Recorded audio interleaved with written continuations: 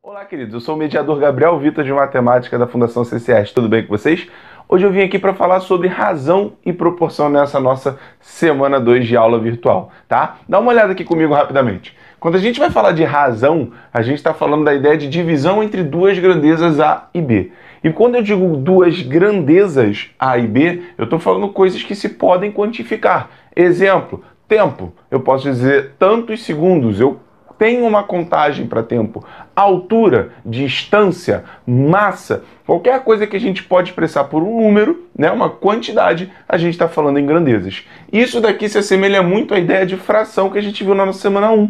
Né? Então aqui a diferença básica é que quando a gente fala em fração, a gente está falando de divisão entre dois números, acabou. Não necessariamente duas grandezas. A grandeza ela sempre vai remeter uma unidade dentro dela, maravilha? Então lá em fração a gente falava 2 sobre 3, acabou. Aqui a gente vai falar 2 terços de alguma coisa. Repara aqui nos exemplos que eu listei para os senhores. Velocidade média, a gente conhece muito da física, a velocidade média, né? É a distância sobre o tempo, o famoso ΔS sobre ΔT. Maravilha? Então, distância sobre tempo é uma razão chamada de velocidade média. Densidade é massa sobre volume, duas grandezas. Consumo médio, distância por volume. Se você tem algum parente que é chato com o seu veículo, ele vai falar, meu carro está bebendo muito, bebendo pouco. O que é o carro beber muito e beber pouco? É ter um baixo consumo, é ter um alto consumo, né? E a densidade demográfica que a gente vê, pessoas por área. Às vezes, em outras disciplinas, a gente vai ver quilômetros por... pessoas por quilômetro quadrado. Não necessariamente, senhores. Já caiu questões no Enem que ele falava sobre um show que tinha pessoas por metro quadrado. Então, qualquer razão entre pessoas e área. E repara, todas essas razões elas vão ter uma unidade. Como assim, Gabriel? Velocidade média. Você não vai falar que a tua velocidade é de 18.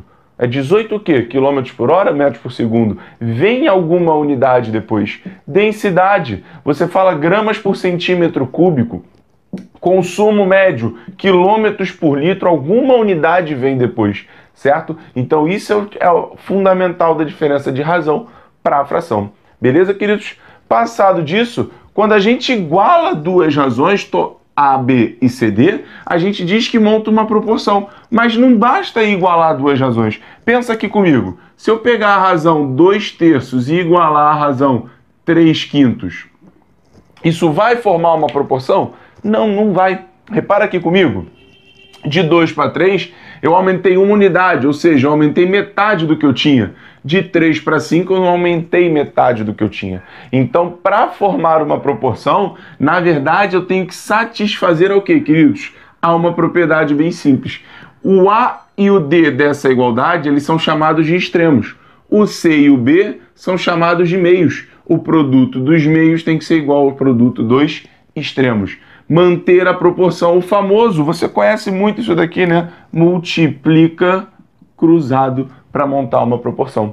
Maravilha? Só que, o que é essa proporção? A gente pode falar que a proporção é a igualdade de razões equivalentes. E como assim razões equivalentes? Pensa aqui um exemplo de proporção que você faz. Eu fui perguntar para minha mamãe qual era a receita de bolo que ela faz. E aí peguei só 2 ingredientes. O primeiro ingrediente ela diz 3 ovos. Maravilha. Pode ser considerado uma grandeza? Pode, eu quantifiquei o número de ovos.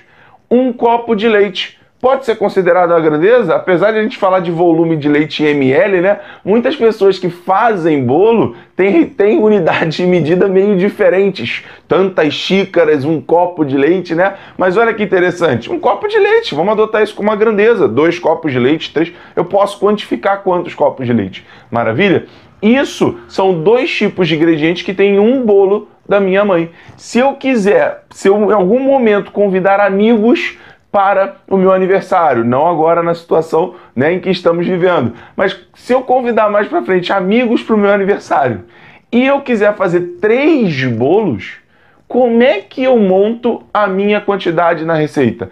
Se 3 ovos fazem um bolo e 1 copo de leite fazem um bolo, para a gente fazer 3 bolos eu vou ter 9 ovos e 3 copos de leite. Ou seja, queridos, eu tripliquei todo mundo. Isso daqui também é uma proporção. Se a gente montar a razão que a gente tinha aqui é de 3 para 1. A razão que a gente tinha aqui é de 9 para 3. É o triplo, não é? E aí, repara, quando você tem essa multiplicação, se você igualar esses caras, 3 vezes 3 dá 9, 9 vezes 1 dá 9. Maravilha, queridos? Então, muitas das vezes, a gente vai ter que resolver multiplicando cruzado. Sim, é mais prático, mas tem algumas vezes que a gente pode pensar. Por isso que a gente tem esses dois exemplinhos aqui. Dá uma olhada. 2 está para 7, assim como 16 está para x. Montei uma proporção.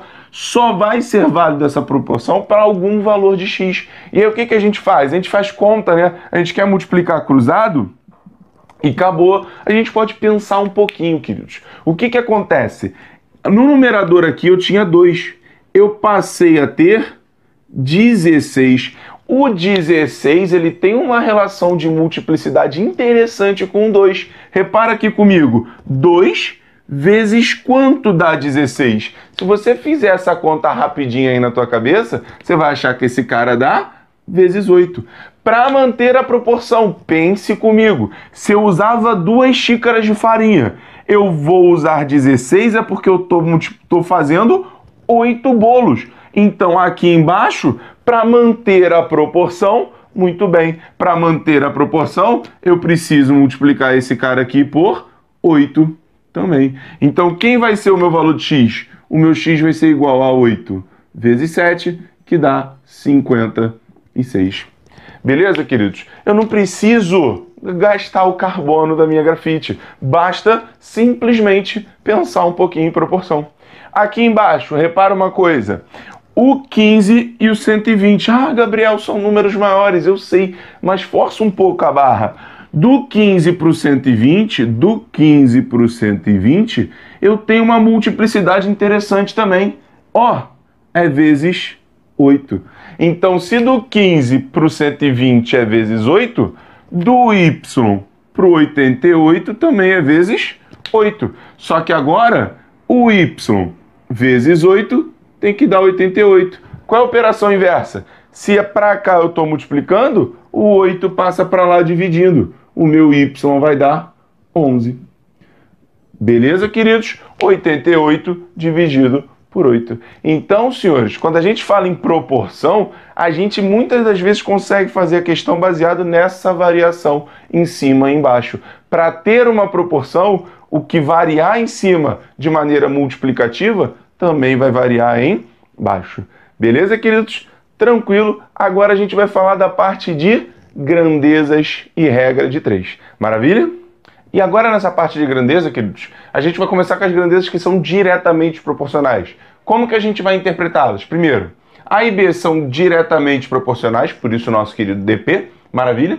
Nós temos que a razão entre essas grandezas sempre dá um mesmo valor, um valor fixo. Exemplos, velocidade e distância. Velocidade e distância são grandezas diretamente proporcionais porque a gente pode interpretar de uma outra maneira. Olha aqui embaixo. Se aumentarmos o A, temos que o B também aumentar. Repara, se eu imprimir uma velocidade maior do que a que eu tenho, eu vou conseguir percorrer uma distância maior. Mas se eu mantiver o tempo fixo. Por isso que aqui a gente está falando desse cara. Se a gente lembrar da formulinha da velocidade, V igual a ΔS sobre ΔT, a gente tem que, se o tempo ficar fixo, não mudo, 10 segundos, 15 segundos, 30 segundos, tanto faz, num tempo fixo, a razão velocidade em tempo sempre vai ser a mesma. Maravilha? Então, eu posso escrever isso como razão equivalente a um valor, ou ainda escrever que uma é a outra vezes o K. Esse K é uma constante, é um valor fixo, por isso que a gente chama ele ali de K. Maravilha? Velocidade, distância, ok. Número de máquinas e produção. Quanto maior o número de máquinas que eu tenho na minha empresa, a produção dessa também vai ser maior. Então, grandezas diretamente proporcionais. Já as grandezas inversamente proporcionais, o nome já diz inversamente proporcional. O padrão é contrário, ou seja, se a gente diminuir o A, o B vai aumentar. Ou se a gente aumentar o A, o B vai diminuir. Elas se comportam num padrão inverso, maravilha? E aí como é que a gente escreve esses caras? O produto entre eles é um valor fixo, ou seja, um é K sobre o outro. Repara aqui nos meus exemplos, velocidade e tempo. Eu vou anotar aqui para os senhores, ó, V igual a ΔS sobre ΔT, para a gente se basear nesses exemplos que são mais práticos para a gente entender. Maravilha? Lembra que aqui eu tinha dito num tempo fixo. Se você trocar o tempo com a velocidade, se você trocar aqui, ó, tempo e velocidade, ΔT e V, eu posso trocar porque eles se multiplicam. O V passa para lá multiplicando, vice-versa. A constante ΔS sobre V é fixa. Então, num tempo fixo, se eu aumentar o ΔS, o V também aumenta. Porque se eu aumentar o numerador, o denominador tem que aumentar para o resultado ser o mesmo. Por isso, divisão. Agora, pensa que o V que está dividindo, ele passa para o outro lado multiplicando. V vezes ΔT.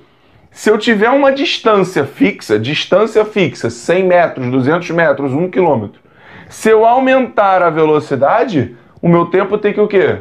Diminuir. Porque se eu aumentar o tempo, aumentar a velocidade, aumenta os dois e a distância explode. Então, se eu aumento a velocidade, o tempo tem que diminuir para eu poder manter uma distância fixa. Por isso que nas inversamente a gente se multiplica. Então, velocidade e tempo, inversamente. Número de trabalhadores e tempo de serviço. Quanto mais gente trabalhando em um determinado serviço, eu tenho aquele serviço entregue em menos tempo. Maravilha? Então, se você pintar sozinho o seu quarto, você demora um tempo. Se você e toda a sua família pintar o seu quarto, você vai demorar um tempo bem menor do que você demoraria sozinho. Maravilha, queridos? Tranquilo? E baseado nisso, a gente vai falar sobre regra de 3 aqui. Muito cuidado com a regra de 3. A gente pensa, a regra de 3 é mole. Não estou dizendo que não é, mas a gente tem que tomar um cuidado com a regra de 3. Como assim? Uma pessoa digita 32 contratos em 12 dias. Maravilha! Eu tenho aqui, ó, contratos, eu tenho aqui dias. Lindo! E aí eu vou analisar. São 32 contratos em 12 dias. Quanto tempo ela levará? 40 contratos.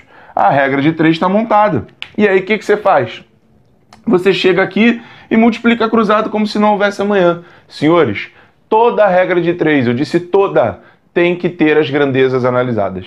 Toda a regra de 3. Não vai nessa de achar que é só multiplicar. Ah, mas a química, mas a física. Mesmo a química e a física. Só que nelas, os padrões inversamente proporcionais, eles aparecem bem menos, né? Então, muito cuidado com isso, senhores. Olha aqui. Contratos, dias. São diretamente proporcionais? Quanto mais contratos eu tenho para digitar, ou seja, quanto mais serviço para fazer, eu demoro mais tempo. Então, esses caras aqui são diretamente proporcionais. Tá liberado aqui, ó. Multiplica, cruzado. Então, vai ficar 32 vezes x é igual a 40 vezes 12. Aqui você vai achar que o x é igual a 40 vezes 12 sobre 32. Ah, Gabriel, tu não multiplicou? Eu não multipliquei, porque assim fica mais fácil de simplificar, queridos. Por exemplo, 12 com 32 por 4 dá 3, por 4 dá 8. E aí, olha que maravilha aqui, ó. 40 dividido por 8 dá 1 e dá 5, tá vendo? Minha resposta, eu já sei que o x vale 15. Beleza? Tranquilo, queridos? Tá? Então, vou botar aqui embaixo para ficar um pouquinho melhor da gente visualizar. Eu vou ter que o tempo que ele vai levar é de 15 dias. Tá? Então, muitas das vezes, não multiplica não é a tua resposta final, deixa indicado. Tá? Agora, aqui embaixo, eu tenho que demorei 5 horas, unidade de tempo, maravilha?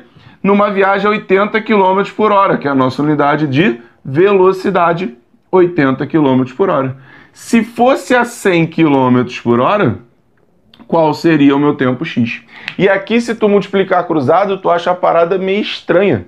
Tu vai achar aqui, por exemplo, que 500 é igual a 80x, você vai dividir isso, vai dar uma parada 6 e pouco, algo do tipo. Ou seja, você está falando que se aumentar a velocidade, teu tempo aumenta. Não é isso, tá vendo, queridos? Aqui o que acontece? Essa regra de 3, ela é inversamente proporcional. Se eu aumento a velocidade, o meu tempo tem que diminuir. Se essa daqui ela é inversamente proporcional, o que a gente vai fazer? A gente vai multiplicar cruzado. Não, mas a gente tem um macetinho que dá para safar, ó. A gente multiplica na paralela, tá bom? Então, se for inversamente proporcional, multiplica na paralela e vai ser feliz. Olha aqui, multipliquei 100 vezes x é igual a 5 vezes 80. 100x é igual a 400. Ah, Gabriel, tu multiplicou. Multipliquei porque olha aqui, 400 e 100, olha que maravilha. X igual a 4. Ou seja, ele vai demorar 4 horas para fazer a viagem. Se ele aumentar de 80 para 100, aumenta 4 horas. Repara uma coisa aqui, agora vamos à parte prática, parte técnica.